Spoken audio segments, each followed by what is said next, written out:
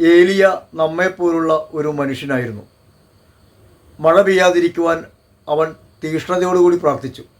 ഫലമോ 3 വർഷവും 6 മാസവും മഴ പെയ്തില്ല. വീണ്ടും ഏലിയ പ്രാർത്ഥിച്ചു. മഴയുണ്ടായി. ഭൂമി ഫലങ്ങൾ പുറപ്പെടുവിക്കാൻ തുടങ്ങി. വിശുദ്ധ യാക്കോബ് ശ്ലീഹയുടെ ലേഖനം 5-ാം അധ്യായം 17-18 തിരുവചനങ്ങൾ. തിരുവചനം സാക്ഷ്യപ്പെടുത്തുകയാണ്, നമ്മെപ്പോലെ തന്നെ ഒരു മനുഷ്യനായിരുന്നു ഏലിയ. ഏലിയ ദൈവത്തോട് തീഷ്ണതയോടുകൂടി പ്രാർത്ഥിച്ചു.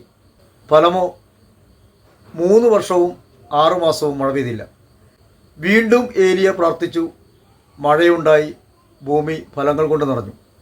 ജീവിതത്തിലെ പ്രശ്നങ്ങളെയും പ്രതിസന്ധികളെയും നോക്കി നിരാശപ്പെട്ട് ദുഃഖിച്ചിരിക്കാതെ തീഷ്ണതയോടുകൂടി പ്രാർത്ഥിക്കണം. നമ്മെപ്പോലെ തന്നെ ഒരു മനുഷ്യനായിരുന്നു ഏലിയ. ഏലിയ പ്രാർത്ഥിച്ചു. ദൈവം അനുഗ്രഹിച്ചു. ദൈവം ഇടപെട്ടു. പ്രാർത്ഥിക്കാം.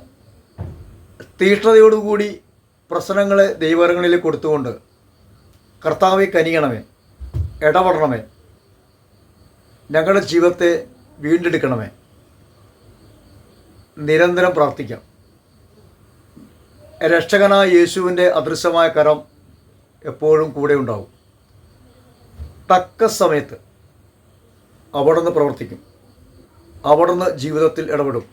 വിശ്വാസത്തോടും പ്രത്യാശയോടും കൂടി കർത്താവിൻ്റെ സന്നിധിയിൽ ആയിരിക്കാം. ദീർഘക്ഷമയോടുകൂടി കാത്തിരിക്കാം. അബ്രഹാം പിതാവ് കാത്തിരുന്നതുപോലെ നമുക്കും കാത്തിരിക്കാം. ആമേൻ.